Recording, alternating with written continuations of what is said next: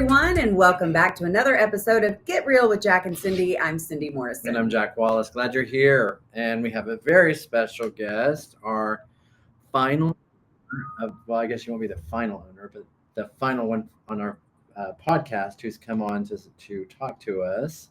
And Taylor Chinowth. Yeah, Taylor Chinowth is here with us. And Taylor is the legal counsel and also is over Elite Title. Yep. Which is a separate entity from Chinowth Cohen, but we all are so glad we have it. So why don't we just talk a little bit about kind of how you got into the company and how I remember you in college working part-time on summers and things. So you've sort of evolved through the process. So just kind of give us a quick brief overview of your journey with the company. Okay. I started back when I was a teenager. Lee and Cheryl, Lee Cohen and Cheryl Chinowth, where the name Chinowth Cohen comes from. My mom and stepdad, and my brother Leland is president of Chinowth Cohen. As a teenager, back when they just had a team within another brokerage, I started out putting together packets and stuff in the office. Once I got my driver's license, I became courier.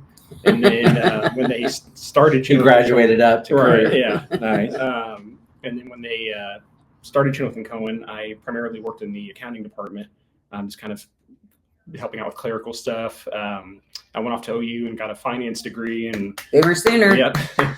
And when I come home for summer breaks or spring break or anything like that, I continued to work in the accounting department. And so when I graduated in 2010 with a finance degree, I briefly worked in our accounting department for a little bit, helped manage an office for a little bit, and then stepped in kind of temporarily. We had to replace our accounting director.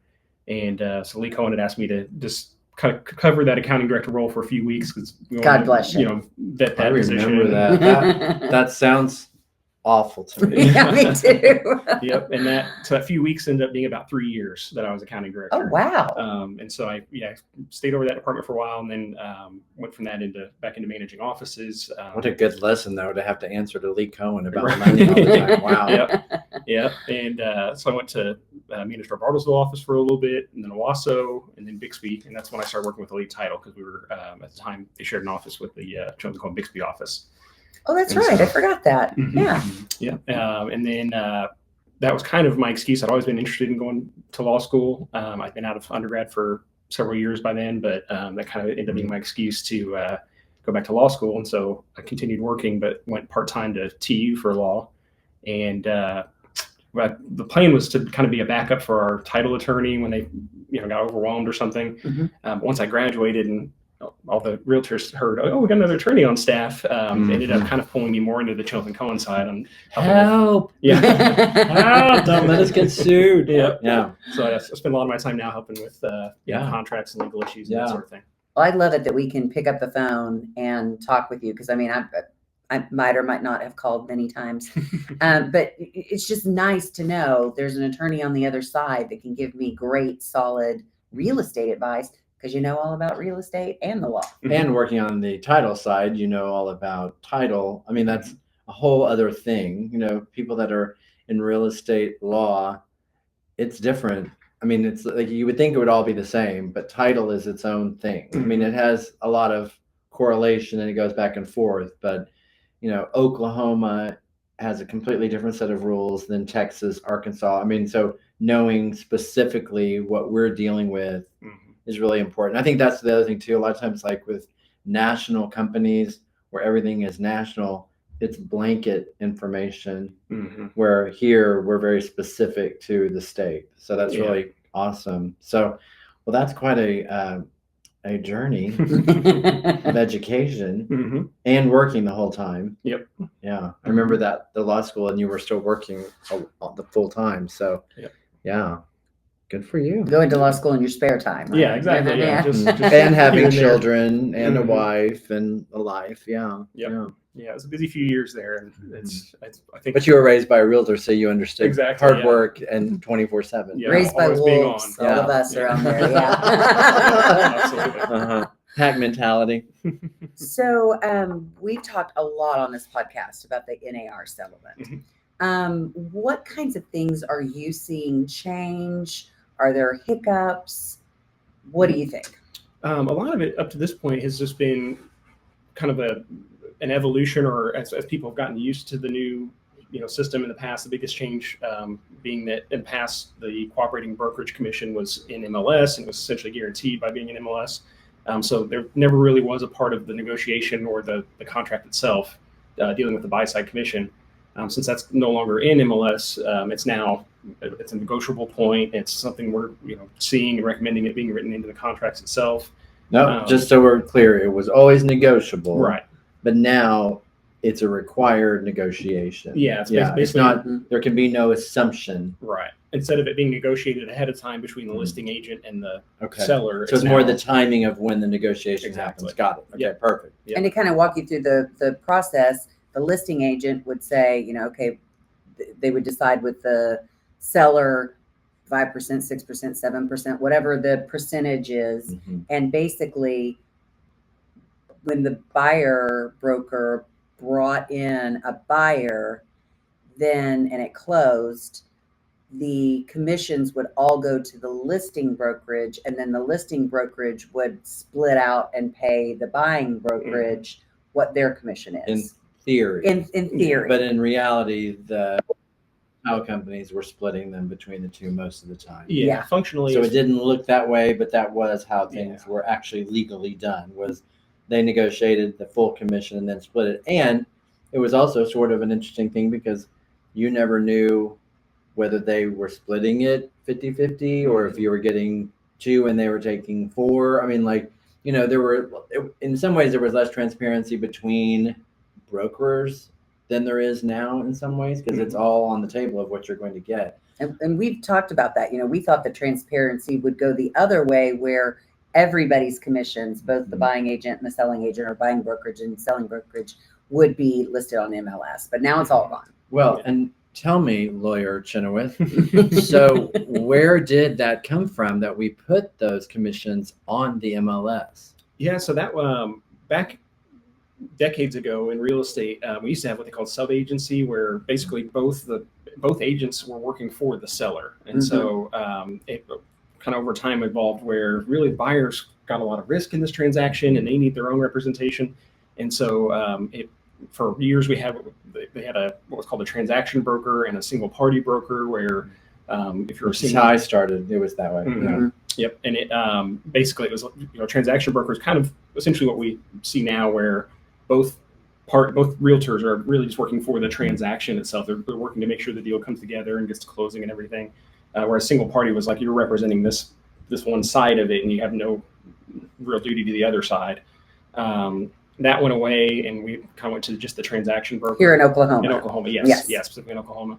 And I probably need to put like a disclaimer on there, like we're talking about legal issues and contracts and stuff, but none of this is legal advice, and every situation is different. And if you ever have any questions or legal issues or anything like that, make sure you're talking to your attorney or your brokerage's attorney. Spoken like a true lawyer. Right. Now back to where that came from. Yeah. So they actually several years ago had made, and kind of pushing towards transparency, they made it where so for a long time before we had like our current MLS system, it was like it currently is now, where you had to call ahead of time and figure out. Which is also how it was when I started. We had a book. We didn't have the MLS because we didn't have internet then. Yep. That's the truth. And so we had a book, and you had to call and set up all the appointments. And you always called the seller because they were the ones who would let you in the house. But then you also had to talk to the other agent to find out how much they were offering in compensation. Right. Yeah. So keep going. And so initially putting it in MLS and having kind of that locked in co-brokering commission was for to streamline the process, to make it where you didn't have this, commission issue within a contract or within a negotiation. And for a long time, it was, until this recent change, it was essentially considered inappropriate to have commissions in a residential contract. And then several years ago, they made a rule that when you're displaying the listings, like on our website, you had to display what that compensation was going to be for the buy side. And who made us do that? It was a lot of it was pressure from the DOJ. The Department of Justice had us put the compensation on the MLS. but yet now we have settled Mhm. and we're paying huge penalties. We aren't, but that's NAR is paying because they put the commission on the MLS. Yeah. So we Even though followed we the were told we direction had to do of that. the Right. DOJ, but now we have settled. And the That's DOJ very wants us to interesting. take it all off the table, at least as far as open I mean, the hard part for me transparency. is that I think I'm being sarcastic, but I'm not, because I don't understand why we settled something when they wouldn't allow that to be brought in. I think on appeals that would have had to have been allowed. That's where the direction came from. But the hard part for me is that I wish we had fought it harder, not so much even for us, because honestly, I think this has kind of worked out better for the real estate profession in a weird way. But I think it's become a little bit less transparent in some ways. And I just think that I think that they're selling something that they didn't give a whole lot of thought to, and they're selling it as something that it hasn't ended up being. I think that we're working it out as a profession. Mm-hmm. And I think that's the good news for the consumer, is that we are figuring out how to make it into something that will work for them. Mm-hmm. But I really do hope that some of these other places stand up like they're standing up and push back on some of the things that I think could be better, because I do think that we're learning some of the things maybe could be more transparent in a better way. So even Alabama is looking at maybe leaving the National Association of Realtors. Yeah, they're pushing back on the there's the system with when you join like the Tulsa Association of Realtors, it makes you a member of Tulsa, Oklahoma, and the National Association. And so we don't have a choice. I mean, right. that is just part and of it's having very expensive for that Yes. privilege. Mm-hmm. And they're trying to separate those out. There's a lawsuit in Michigan that's a group of brokers and an agent that are suing to change the rule that to be a member of the NAR owned MLS, that you have to also be a member of NAR. So there's some pushbacks there, and then we saw like Colorado's pushing back on the requirement for buyer broker agreements because their rules are a little bit different than most other states, it seems like, but they're basically saying it's not really tenable with how they handle buyers and showings in Colorado. So it's a little bit, there's always kind of a And I don't think it is for us, honestly, because you're basically saying that somebody has to sign an agreement they're going to use you before they've ever really gotten to know you, just because you happen to be showing them one property. I mean, I don't know how that is. I really still don't really know how in the public's interest that is a benefit. I'm happy that I'm with a company that has very great ethics and morals, and we really do try to do it the right way. There is the 3-day out part of it that there didn't used to be, so people have the right to get out. But 3 days could be a long period of time for somebody trying to find a house in a weekend. My problem, and one of the issues that I think no one's really talking about too much, but I think it's an interesting thing, is it's almost like we have to belong to a union.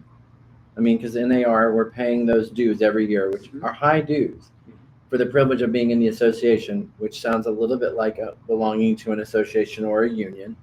But yet, when it comes down to protecting us and negotiating for us, they actually, I don't know. It just feels weird to me that I don't know what it is that money is getting us when we're now looking at that. So I think that's, everyone's asking that right now. And I think that's the kind of the national question. And for those of you that are realtors, I think it's really interesting, like the practical aspect of it is not as bad as we thought. I think we're learning how to do it. People have to buy and sell houses, right?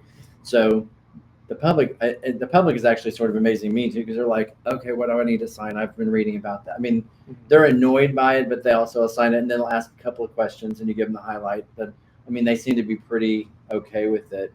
But when you're signing somebody, for example, who says, I don't have the money to pay the commission, and the form only allows for that to be what is presented, and then you say, well, you don't have to accept, and this is where I need legal help from you. You're not allowed to. So if they sign that, I can say to them, we will negotiate to our best to get that from a seller compensation or a seller concession to pay that, and then that would come out of that. So, but at the same time, that contract is saying they will pay it. And there's no way around. I don't know how you really get around that with that form very easily. And so I think that's where I'm running into sort of an issue with it, because I understand. I will say it's a 1-2 punch. So you sign that as a buyer. If you're a buyer, you sign that. Now, that has no bearing on anything until you sign the contract that you're talking about, or that you end up doing. Because they're saying you can renegotiate that buyer broker agreement for each house if you wanted to. Yeah, you can do it for, like you mentioned, like if somebody's just in for a weekend, they've got to find a house. That Yeah. we've had people doing shorter term buyer broker agreements, or if it was a call that came in off the internet or something like that. Yeah. I'll be your buyer representative for this house, This specific to show address. you this Yeah, one, and yeah. then we can figure out if we want to do something longer term after that. Which, if you're a buyer and you truly are just wanting to look at one house and you're willing for that person to represent that one house, if they do get, if you do it, then I would insist on that. Because you really are tying yourself up for 3 days if you don't do that. The other question I have, though, is, so let's assume that they sign and they want to work with you, but again, they don't have the funds on top of what they're going to have to pay for the loan. Mm-hmm. So my understanding, and this is the way I look at it, is yes, they've committed to that, but they really aren't agreeing to anything until they sign the final contract, which will say whether or not the seller is going to indeed pay that percentage, mm-hmm. or that amount. So when a buyer says, I'm signing this, but I can't, then I would say you're agreeing to make sure that it's provided by asking it in the negotiation. And then if they don't want to do that, then we move to another house. Right. Mm-hmm. Yeah, and it's a lot more case by case now, where mm-hmm. If you've got somebody that they can't afford it, we've which is a lot of people. Mm-hmm. I mean, it's expensive to. That's why this all kind of went this way, because it used to be the seller didn't have a lot of expenditures, right? I mean, title is pretty inexpensive for what they have to do. They're not paying the commission. They're not paying the loan and the originations, and so the buyer was the one coming up with all of those things. So it was kind of like, I'll scratch your back this time, and then someone will scratch my back whenever I go the opposite way. Mm-hmm. So it was kind of, that worked out so that everybody kind of gave a little bit on that. But now the buyer is really expected in reality to put that extra money on top of that. Yeah, and I think we've seen we mentioned it with the seller. They generally turn around and are a buyer on another transaction, and I think that's part of the reason we haven't seen as much. There was projections all over the board of how much of an impact this is going to have on the number of transactions the seller pays, or the amounts they're going to pay. And I think, just I guess anecdotally at this point, we haven't seen as much of an impact as some of the more extreme projections, because they know that as a seller, I'm going to be a buyer on the next one, and mm-hmm. It's easy to put yourself in the other person's shoes. I also think this is probably an unpopular view, but it's also an interesting time because it isn't as easy to sell a house as it was. Right. And so sellers are much more open to doing what they need to do in order to facilitate a sell. Mm-hmm. So for the buyers who are in that position, I think they're in a better position than if they were in a really hot market where other people were fine spending the money to pay that, because then they really would have a difficult time finding that seller that would be willing to do that. Mm-hmm. And a buyer that has that money to pay it upfront, it's another thing that they can put in an offer. Sure. to I'll cover it. basically. Don't worry about it. Yeah. And so for agents out there listening, at least here in Oklahoma, and Taylor, you gave some great advice at our last sales meeting. We have a compensation form mm-hmm. that's extra beyond the contract that Oklahoma has. But this is really strong advice. And I live and die by it now. So you have that piece of paper, but on the contract, you actually have to check that piece of paper is on there, or it's not part of the contract. So don't forget to check the box. But even more importantly, I love in the other provisions area, mm-hmm. I think that's what it is, writing that, the seller is agreeing to pay the buying brokerage however much percent. Mm-hmm. So it's in two places mm-hmm. and cannot be misplaced or forgotten or poof, in my opinion, you suddenly don't get paid. And in my opinion, every detail, every part of the contract should be in the contract alone, as if the rest of the addendums or non-existent, and then the addendums are the much more detailed, have the phrasing you want, all that kind of thing. But every condition should be referred to and spelled out in that one contract, and as if the others poof go away. Yeah. And I missed it once. It cost me several $1,000s. They had written that they wanted a buyer incentive of however much it was, and they wrote it in the supplement, the closing loan, costs and the financing supplement. yes, in the financing supplement. It was a conventional loan, and it was written. It was like in the line. I completely missed it. Yes. But see, if they had not checked the box that said that was a part of that supplement was a part of the contract, then they would be the ones on the hook. I mean, it is interesting that those little boxes are really, really important to check those, because I have a lot of people who've not checked any of those. They just leave them. And then, or I've had it where they do it where it's a cash deal and then it goes to financing and they never revise the contract with that checked and put that. And then if they leave anything out, I mean, if they don't do that, and then anything that they change on that, it doesn't stand. Yeah. And with both of those examples, so much of it's avoiding the fight, by having it, having it checked, having it in the contract itself.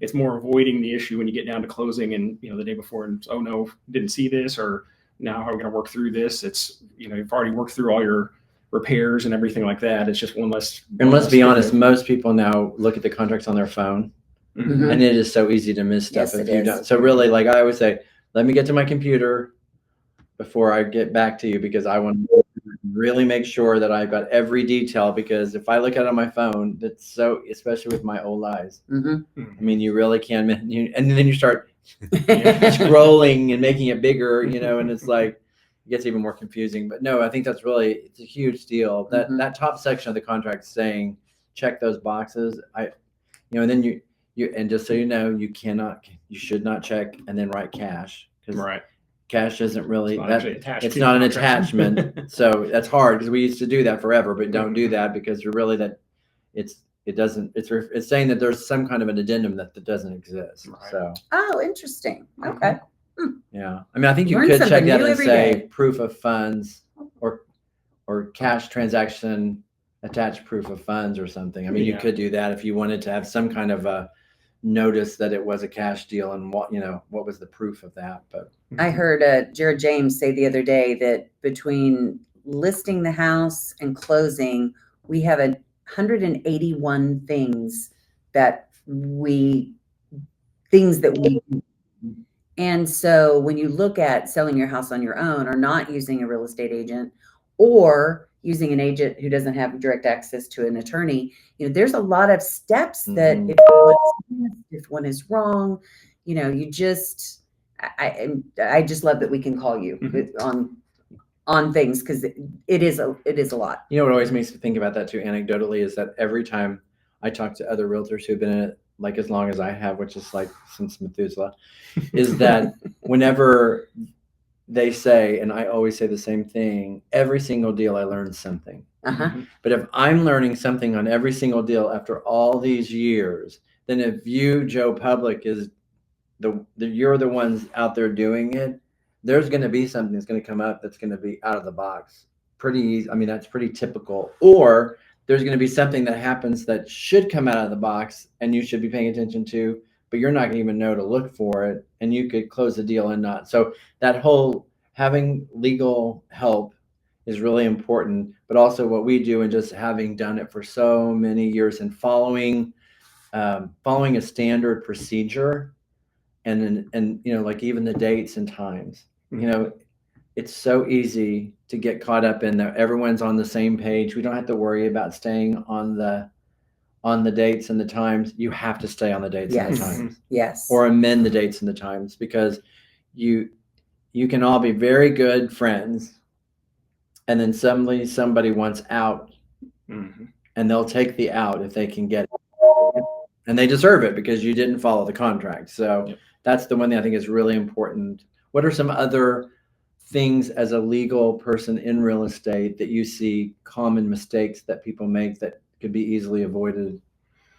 One thing that comes up quite a bit is, for a seller, their highest liability is a lot of the times going to be disclosure issues. Yes. And what comes up a lot of the times is something was broken or wrong, or some kind of flaw with the property, and they've resolved it, they fixed it, and so in their mind it's not a problem anymore. But the safest answer to that is put what the problem was and put the fix in the disclosures, because maybe the fix wasn't perfect, or they wouldn't, this buyer disagrees with how it was fixed, something like that.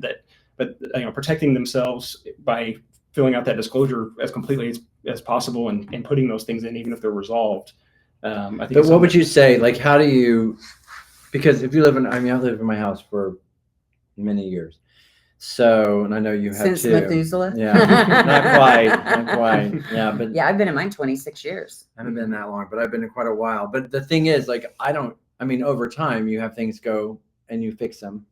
And so if I really was like every single thing I've ever done to my house, I fixed, then that would be an unbelievably crazy disclosure. So what do you think, as far as how would you define, what are the kinds of issues that need to be defined, like you're saying, if they've been fixed?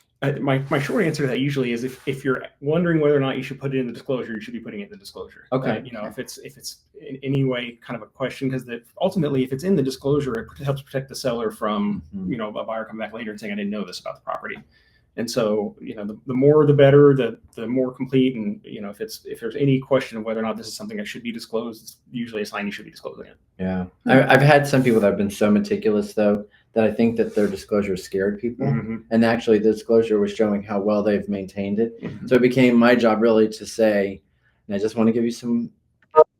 These people are so meticulous and they want to be so honest. So every single thing that they could think of is in this report, because otherwise it looks like, oh my gosh, your house has had all these issues, when every house has had a lot of issues. Yeah. The older it is, you're just going to have issues over the lifetime of the house. I think there are some things too that we should be starting to put on, like I think age of the HVAC should be cited in the disclosure. I know that's difficult because most of us don't really know, but we should be able to find out what that age is. I think there's some of those things that would be good for us to kind of add another layer on the form, because I think the form is so general that a lot of people just kind of go check, check, check, check, check. And like some of that would be good for them to have a little bit more information about things. So and that's why the inspection is so vital, because maybe this homeowner has lived there for 26 years and they may not remember everything that they've repaired or that may have broken and they just didn't fix it or whatever. But the buyer brings in the inspector to hopefully catch anything like that. Anytime I've ever had a buyer who's like, oh, I don't care about inspections, I'm like, oh, yes, you do. Yes, you do. Well, even like I live in a crawl space house. There was one point where we had a little bit of somebody come in and just kind of shore up the underneath of the house in a couple of spots. And I was thinking the other day, I had forgotten all about that. So like if I were selling my house, now I remembered it, but the other day I was thinking, oh my God, I completely forgot I had that done. It's been so long ago, but if somebody got under my house, it would look suspicious because they'd go, well, what's this? And I never ever mentioned it, but at least it'd be very visible to somebody having inspections. But it is easy because you do just kind of, it's fixed, you move on. Right. Yeah. What other areas do you see that agents maybe want to tread carefully? Trying to be attorneys when they're not.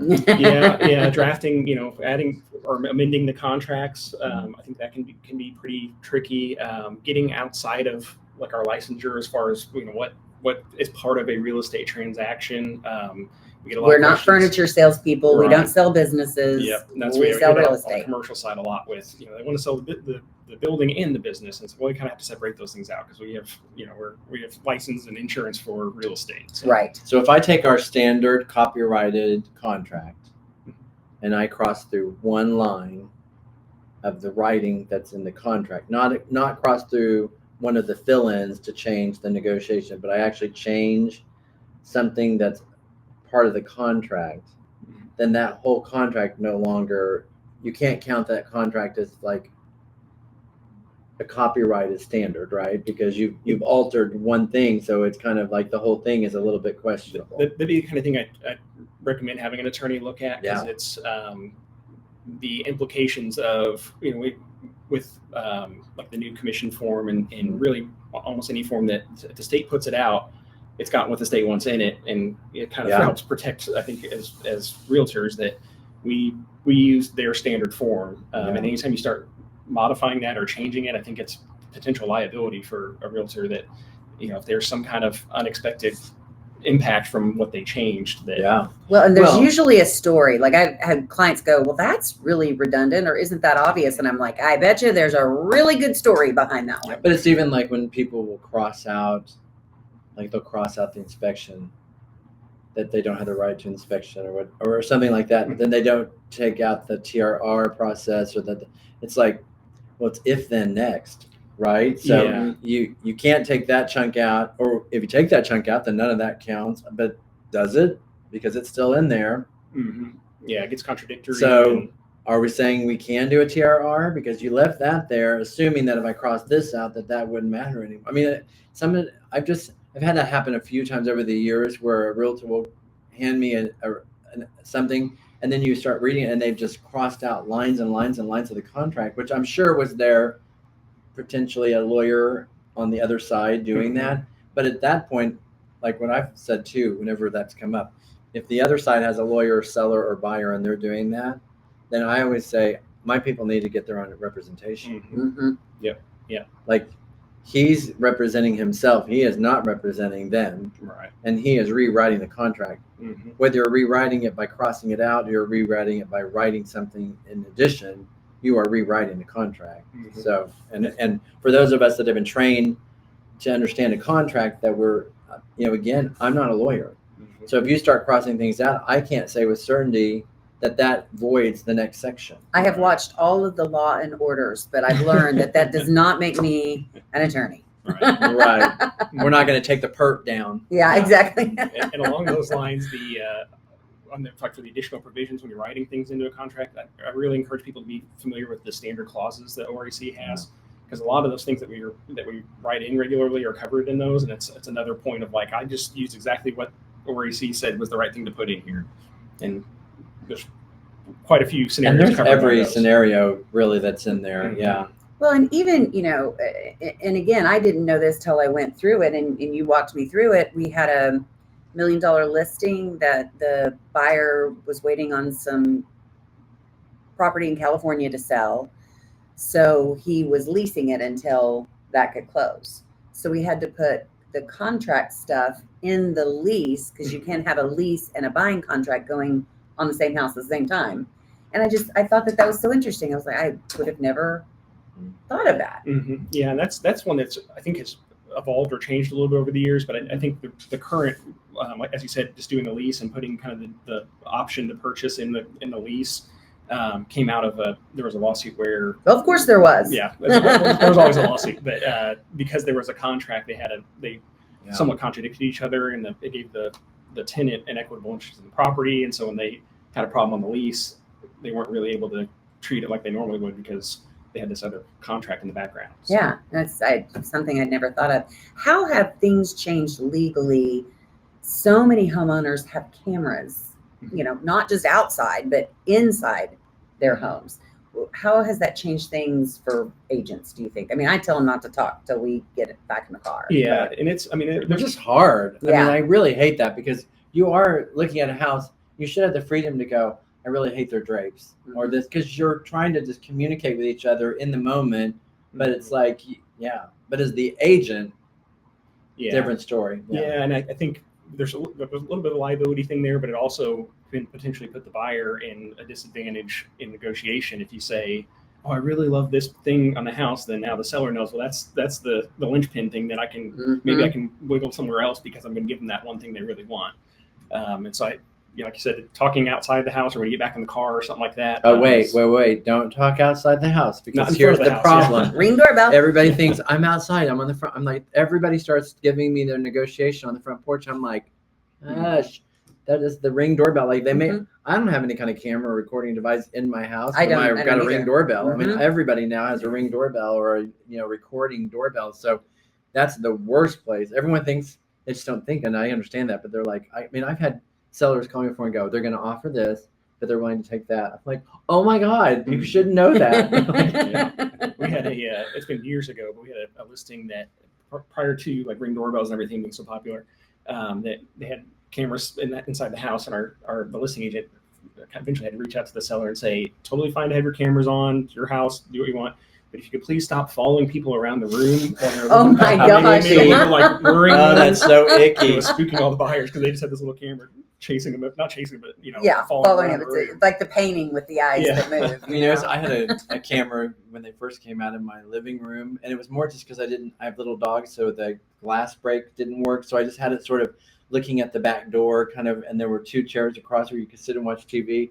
And I had someone house it for me, and then when I came home, the camera was face down, and I was like, oh, that would be creepy. Yeah. And I mean, I've never looked at that camera, but I was like, they think I'm sitting there staring at them all the time. But, yeah.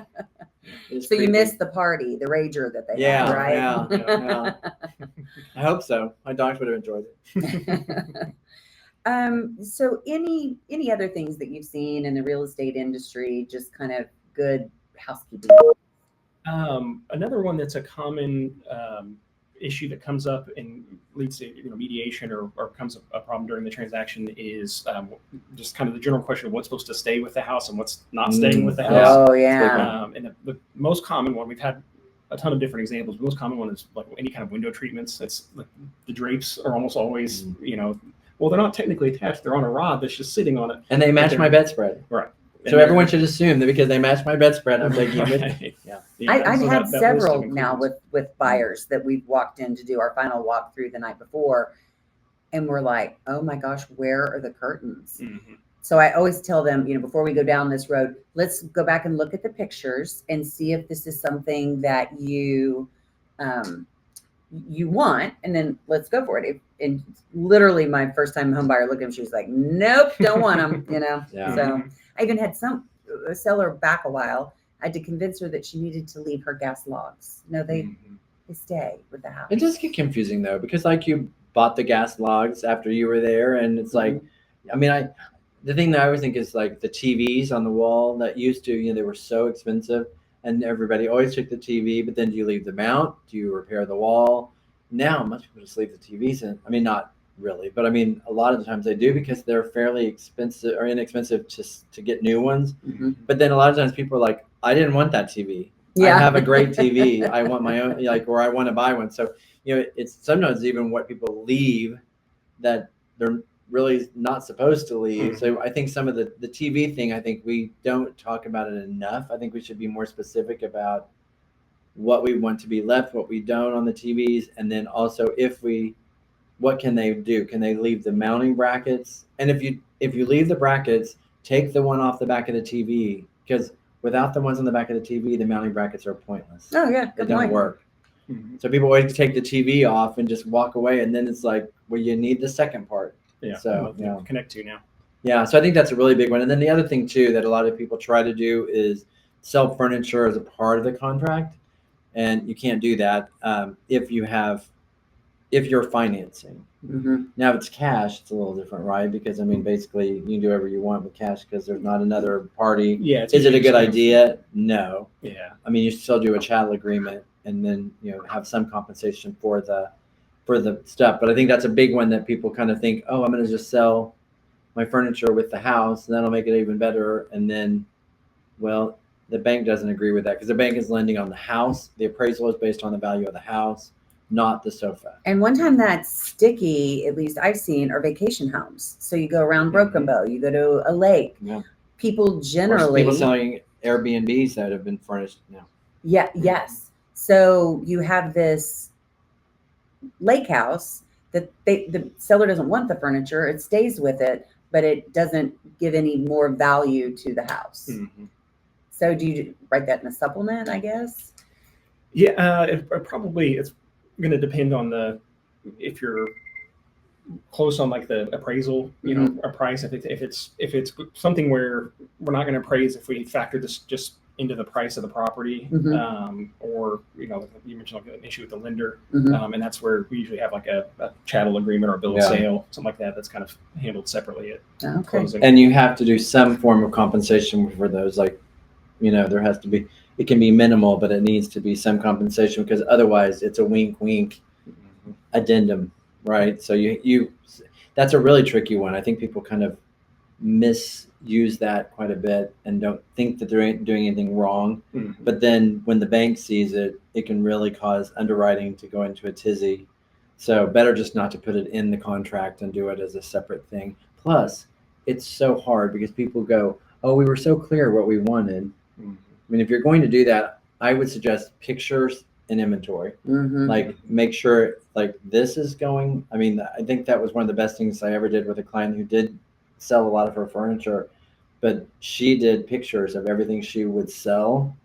And then That's the person sent back, yes, I want this one, and sent back the yes pictures. Mm-hmm. And so then those were what were left, because it can get so, I've had deals blow over a lamp. Mm-hmm. And high-end deals. Yep. And I also suggest if there's the chandelier that has been in your family for generations and you want to take it with you, change it before you put it on the market, because somebody will walk in and go, I love this house because of that chandelier. Yep, absolutely. Yeah, it's anything. It's like human that, nature. Like, don't put peas in your ear. I want to put peas in my ears. I mean, Yeah, I think when you put it in there and say you can't have it, they're like, but I want it. I really want it. Yeah, absolutely. Yeah, and it's anything like that that you're going to be taking that's part of that standard inclusions list. It's better to go ahead and take it down ahead of listing it. So take it, before you take pictures or anything like that, because it's just they're going to fall in love with it for the same reason you love it. Well, that's what, let me say this. I was designer before I was a realtor, and I did a lot of very, very heavy traditional drapes back in the day, because that was the thing. But, if you have someone who really loves their heavy traditional drapes and their bedspread that match, and they want to take those with them, oh my God, get them up, get the curtains off and patch the wall, or put up some really generic curtains, because it's going to help the house sell better anyways. Yep. And then you're going to avoid that argument. I mean, I think that's one thing that's so, because a lot of times people really do, like, it's a point of it's supposed to be, and I want them. Mm-hmm. And it is. I mean, the contract does say that those should stay. So, whether they're going to change them out in a week, they may want them for a week to make sure they have something to cover their window. So, but I think that's the one thing whenever, sometimes it's really easy to get people to do that now that don't want to do a lot, but I can go, it'll really help your house sell, because it'll just kind of neutralize it. But also you get to keep those expensive, because people paid a lot of money for that. Yeah. And those were still super expensive back in the day. And if they still love them, then, why shouldn't they take them with them? So, yeah. Cool. I think we covered a lot. And I love our sales meetings, because you'll often give us, when the NAR thing first became, public and a big deal, you literally every sales meeting were leading us through what it means for us legally. Mm-hmm. And I think it took some of the fear factor out of it. Mm-hmm. Yeah. So I appreciate that. And I also think that's one thing too, like when I was talking earlier, I don't want to scare people in the public about things. I just want them to understand we are recognizing some of the things that may be their concerns, and there are concerns also. And we're trying to figure out how the best way to work around that in a legal way to best represent them. Mm-hmm. Because I think that question is going to come up a lot. Why should I agree to this right now when I don't even know you? Right. I think that's a really big one. The other thing too, let's just go through this for people that are the public, and also for people that are real estate professionals. If it's your listing, you can show it without a buyer broker. If they end up buying it, you have to get a buyer broker, or they want to buy it, then you have to get a buyer broker with them. But if you're just opening it up for them to look at, you can do that without a buyer broker. That or an open house. An open only house. time. Yeah, because you're in both those scenarios, you're representing the seller at that point still. Now, what if? That's a good one. What if Cindy has a listing? Someone calls her, she can't go show it. She calls me to go show it as a representation of Chinowth Cohen, as representative of the listing. Right. So can I show it to those people without getting that? As long as it's within the same brokerage, Because the brokerage owns the listing, right? Right. Yeah, and I think you still want to be pretty clear and careful with. I'll open house and take a look at it and stuff. But you're not, I'd disclaim ahead of time that you're, not representing you. If you want me to pull comps, or if you want to look at any other house or anything, here's the next step. But and what I've done in that situation, I've done it a couple of times. I take a buyer broker agreement with me, and I even give it to them and say, if you'd like to go forward, this is a buyer broker agreement. but at this moment you're not required because I'm just letting you look at it. But Yeah. I do kind of hand it to them, just like, this is what you would sign if you want to go forward and do something. But And I think in Oklahoma, we're a little more comfortable with buyer broker agreements than a lot of other states and markets are. We've had a state produced buyer broker agreement for. Not that I ever used it, but you know. Yeah, you didn't. I didn't. I know you didn't either. I didn't. But that's part of like the Colorado where they're pushing back on it. Is there are states that don't have that, and it's been up to the brokerages, or it just didn't have a form, and so I think that's made some of these changes a little bit less dramatic feeling here in Oklahoma, because it's a form that we're at least familiar with, even if it wasn't as commonly used. Well, you know, it's funny because you say that, because it's like with all the title theft that's going like around the country, and we're one of the two abstract states, right? It's still abstract.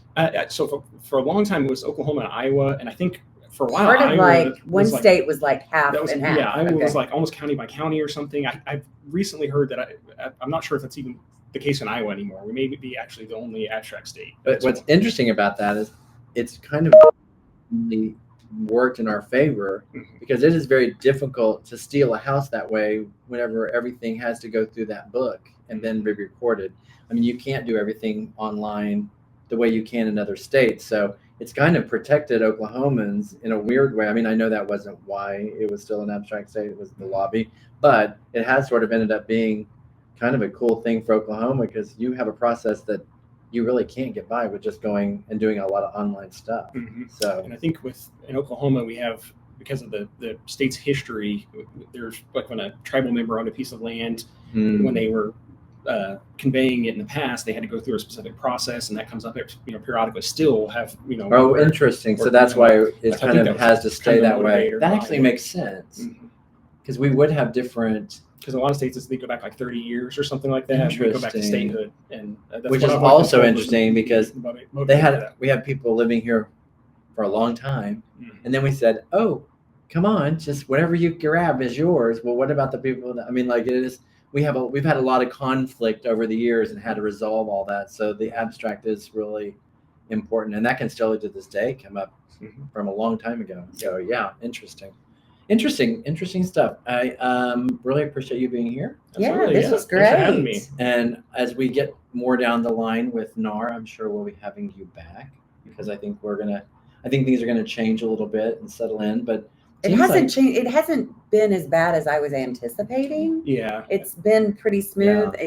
I think with the media first saying prices of houses are going to go down and sellers never have to pay a commission again, and some of those things that were being said, I think now we see the meat and potatoes of how this is going to work. Yeah, and one of the questions that was coming up quite a bit prior to the settlement going into effect was, is there going to be a big increase in unrepresented buyers? And I'm sure we've seen more than we had seen prior to August, but it hasn't been a huge difference that I've really seen in just helping people with their listings and stuff. I think the counterweight to that is that, like, Zillow years ago had that stat they put out that the number of transactions, or the percentage of transactions that involve a realtor, has been going up over the years, even as the public has more access to listings and information with the portals and everything.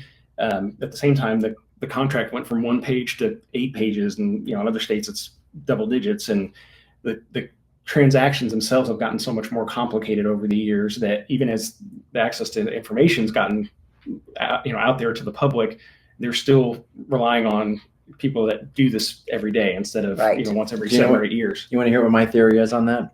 My theory on that is that it has gotten to where it's so easy to find things out now, that used to title work was kind of like, nothing looks like it's bad. But now if something shows up, you can find out what happened and what went down. And so it gets a lot more complicated than it used to be on some of that stuff. And you need a lot more help than you used to. The other thing too is, people really don't, when they go on and they see what the marketing machine that we have and what it takes to get your stuff out there, and still how hard it is to penetrate a market and get people to really notice. I mean, like, it's amazing the injustice people do to themselves whenever they put something on just by putting a sign in the yard. Now, if it's a neighborhood that sells really quickly and people, but still, there's a lot of people that may have come by your house that aren't going to come by your house because they didn't go by your sign. Right. So, I think there's just I think people are starting to really get savvy about what they get for all of that. So, and that's the one thing too, I really want buyers to understand that we still want to work to do the best we can for you. It's going to be a little trickier in how we make sure that we have because we have to get compensated. Right. So yeah. Awesome. Yeah, this is really good. Awesome. Well, now, I feel like I've got at least my junior law degree. Maybe. Just kidding. Thank you again for helping us, for keeping us informed. I just think that's really important, not, just some person on the other line that may or may not answer every once in a while. So appreciate it very much. Absolutely. Always happy to help. Awesome. Thank you guys. Appreciate you being here, and we will see you next week. Sounds good. Thanks.